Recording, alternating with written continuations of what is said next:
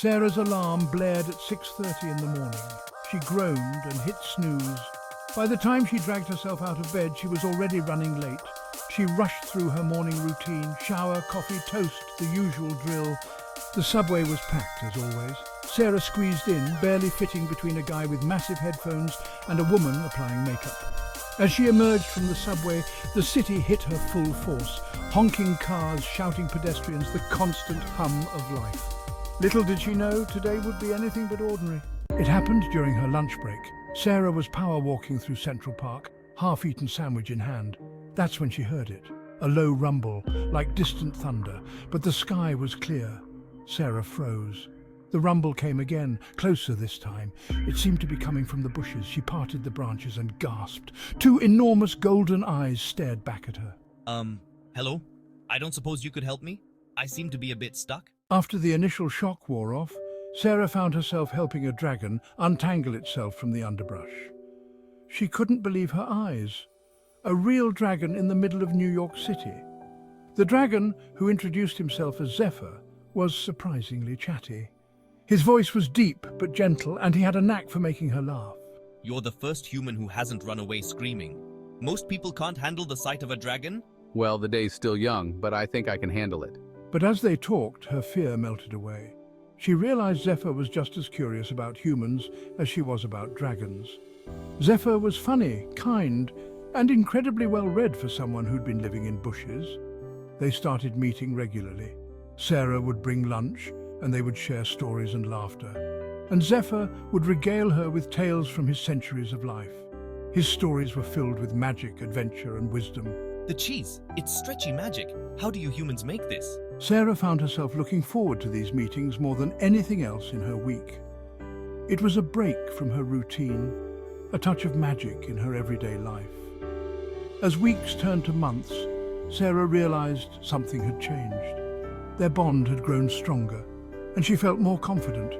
She walked taller, smiled more. Her co-workers noticed the change in her demeanor. New boyfriend? They teased. You seem so happy lately.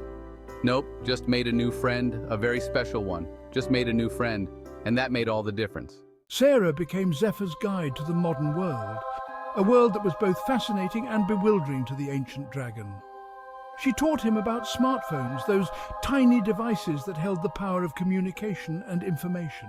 A magic mirror that fits in your pocket. It can show you anything you want to see. She introduced him to the wonders of Netflix, a portal to endless stories and adventures. Moving pictures whenever you want. It's like having a theater in your home. And the marvel of delivery food, where meals from around the world could arrive at your doorstep. In return, Zephyr taught Sarah about magic, history, and the art of truly seeing the world around her, not just with her eyes, but with her heart. Humans rush too much. You miss so much beauty in your haste. Sarah started taking his advice to heart, slowing down and appreciating the little things. She'd stop to admire a flower growing through a crack in the sidewalk, a small miracle of nature. She'd pause to really listen to a street musician's song, feeling the emotions in every note. One night, as they sat on top of a skyscraper, Zephyr turned to Sarah with a thoughtful expression. You know, dragons can fly because they don't believe they can't. It's all about belief. What would you do if you believed you couldn't fail? Imagine the possibilities. That sounds like something from a cheesy motivational poster, but it's true. Belief is powerful. Keeping a dragon secret in New York was no easy task. There were close calls, like when Zephyr got curious about the subway and got his tail stuck in the turnstile, or when he accidentally set fire to a hot dog cart because the vendor shouted too loudly.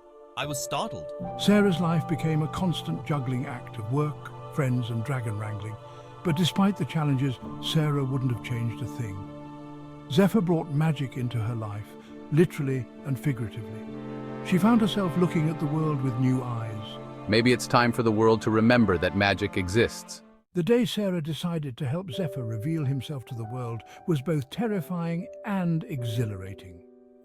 They planned carefully, knowing the risks involved. Every detail had to be perfect, every move calculated. A press conference in Central Park, security measures in place. The atmosphere was electric, a mix of anticipation and anxiety. Sarah called in every favor she had. She reached out to old friends, colleagues, and even strangers who believed in the extraordinary. This had to go perfectly.